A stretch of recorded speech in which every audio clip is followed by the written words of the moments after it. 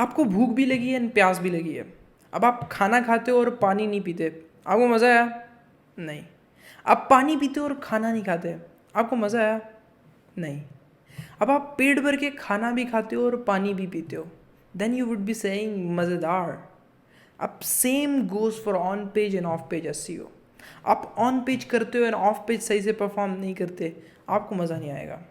आप of page करते हो और ऑन पेज सही से परफॉर्म नहीं करते, आपको मज़ा नहीं आएगा। आप ऑन पेज भी करते हो और ऑफ पेज भी करते हो, then you would be saying मज़ेदार। So with that being said, let's get started with the part 5 of SEO series. Here you go. Hey, this is AJ and I am on a mission to help 100,000 people to make their living online. So without wasting any time, let's get started.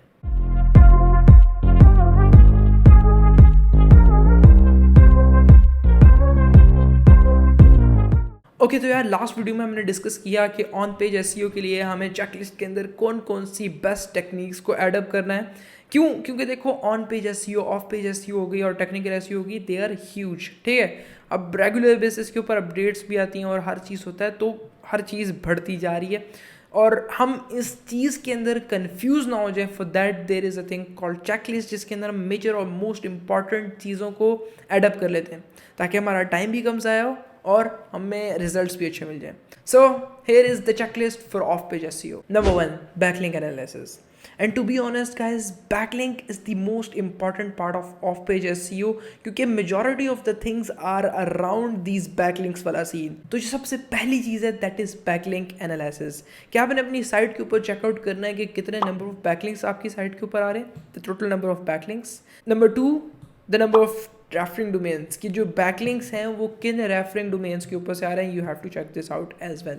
Number 3, most linked pages. अब most linked pages का क्या scene है, you can check this out from AHF as well कि आपके ऐसे pages जिनके ऊपर सबसे ज़्यादा बैकलिंक्स आई है, you can check this on AHF easily. Number 4, anchor text. अब एंकर टेक्स्ट वाला क्या सीन है बॉयज़, देखो आपकी वेबसाइट के ऊपर जो बैकलिंक आ रही है किसी भी वेबसाइट के ऊपर, तो उस बंदे ने अपने ब्लॉग के अंदर जहाँ पे भी आपको रेफ़र किया है उसके लिए जो टेक्स्ट इस्तेमाल किया, that is called anchor text. तो जो है आपने एंकर टेक्स्ट को चेकआउट करना है कि किस वेबसाइट ने कौन सा एंकर टेक्स्ट यूज़ किया आपकी साइट को बैकलिंक देने के लिए। दूसरे नंबर पे जो चेकलिस्ट के अंदर हमारे पास आ जाता है दैट इज़ कंपेटिटर एनालिसिस। तो यार इसका सिंपल सीन ये है कि देखो यार, एक क्लास में, आपकी क्लास के अंदर कुछ ऐसे लड़के हैं जो आपसे अच्छा परफॉर्म कर रहे हैं, ठीक है, उनके मार्क्स हर सब्जेक्ट के अंदर आपसे ज़्यादा अच्छे हैं। नाउ अब आप क्या करोगे, आप उनको देखोगे यार वो किस सब्जेक्ट में मेरे से अच्छा परफॉर्म करें, एंड यू वुड ट्राई कि नेक्स्ट टाइम आप उससे अच्छा परफॉर्म करो। Same goes for the competitor backlinking analysis as well. और ये बहुत से लोग इस चीज़ को स्किप करते हैं, लेकिन it is the most important one. क्यों? क्योंकि देखो सर्फ के ऊपर जितने भी आपके कंपेटिटर होंगे, आपने उसको एनालाइज करना है, उनके ऊपर कहाँ कहाँ से बैकलिंक्स आ रहे हैं, उन बैकलिंक्स को टारगेट करना है कि भाई साहब हमें भी बैकलिंक्स दो, ठीक है, एंड उससे अच्छे बैकलिंक्स क्रिएट करने। और कंपेटिटर का बैकलिंक एनालिसिस आप कहाँ से कर सकते हो, Ahref is the best tool, I can recommend you guys, और you can go for SEMrush as well. Number 3 में हमारे पास आ जाती है link building campaigns. And in the start of the video I told you guys कि जो जितना भी ऑफ पेज का सीन है ना, ये एक सर्कल के अंदर रेगुलेट कर रहा है और मेजॉरिटी ऑफ द पार्ट जो है that is connected to backlinks and link building वाला सीन। तो यार जैसे लिंक बिल्डिंग वाला सीन है ना, इसके अंदर like there are some types of links just like directly submission, forum posting, job posting, comment blogging, guest posting and mention backlinks, broken backlinks and many more. So there are lot of types of backlinks जो कि मैं आप लोगों को जो है एक form के अंदर भी बना के नीचे कमेंट में फेसबुक ग्रुप के अंदर लिंक आउट कर दूंगा। So make sure to check that out as well.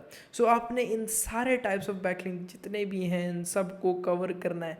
लेकिन let me tell you something very interesting कि ऑफ पेज के अंदर जो गेस्ट पोस्टिंग वाला सीन है ना, 90% बेनिफिट जो है आपको आ जाता है गेस्ट पोस्टिंग से। बाकी जैसे कमेंट ब्लॉगिंग अगर ले रहे हैं तो पिछले 1-1.5 साल तक comment blogging was working fine, ठीक है, काफ़ी अच्छा उससे पोटेंशियल आ जाता था, लिंक यूज़ आ जाता था। लेकिन नाउ डेज़ लोगों ने क्या स्टार्ट कर दिया, स्पैमिंग कमेंट्स में जाके।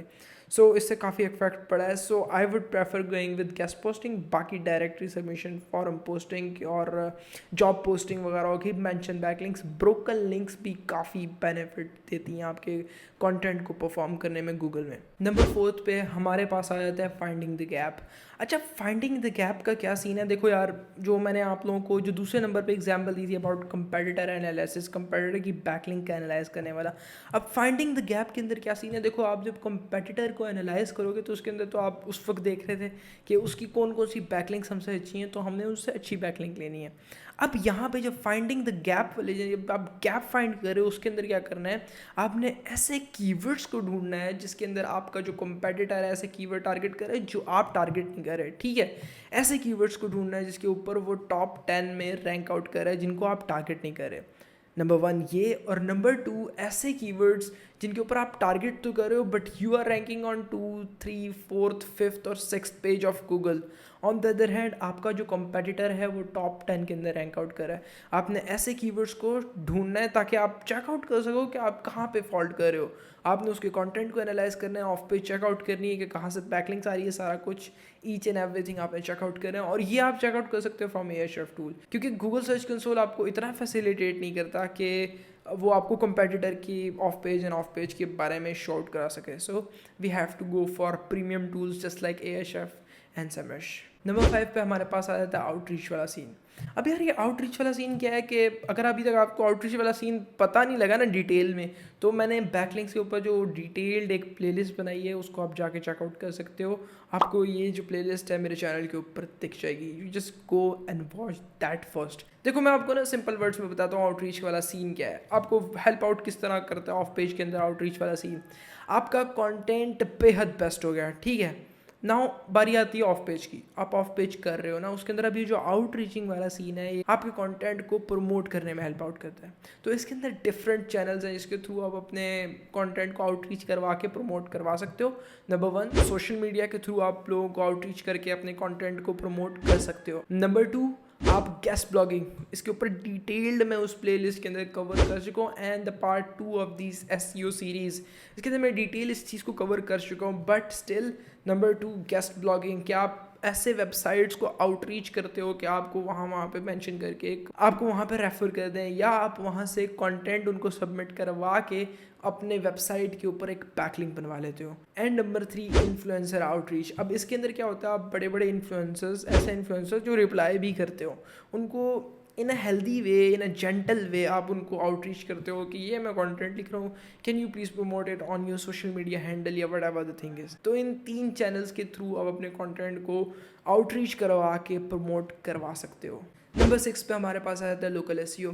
And to be honest guys, मैं आप लोगों को एक बात बताऊं कि बहुत से ऐसे लोग मैंने देखे हैं who are not working on local SEO. And to be honest, वो अपना नुकसान करें, अपना ट्रैफिक का नुकसान करें, क्योंकि लोकल एसईओ में जो पोटेंशियल है दैट इज़ इनसेन. क्यों? क्योंकि देखो, आप लोकली जब अपनी प्रोफाइल को ऑप्टिमाइज़ करते हो गूगल मैप बिजनेस के अंदर और लोकल एसईओ करते हो, डायरेक्टरी सबमिशन वगैरह करते हो, तो आपको एक पोटेंशियल ट्रैफिक देखने को मिलता है जो लोकली आपकी वेबसाइट के ऊपर इजीली पहुंच जाते हैं. So make sure to go for local SEO as well. लोग क्या करते हैं यार, देखो, कुछ ऐसा करते हैं कि लोकल एसईओ में बिल्कुल ही जीरो पे चले जाते हैं, कुछ ऐसा करते हैं कि बेहद लोकल एसईओ के ऊपर काम करें. आपने जस्ट मिडिल में रह के 50% लोकल एसईओ के ऊपर काम करना है ताकि आपको लोकली भी ट्रैफिक आपकी वेबसाइट तक आए. So yeah, this is it for the video. If you learned something new from this video, make sure to give this video a huge thumbs up. If not, then of course a thumbs down. We'll meet in the next video. Till then, take care. Allah Hafiz.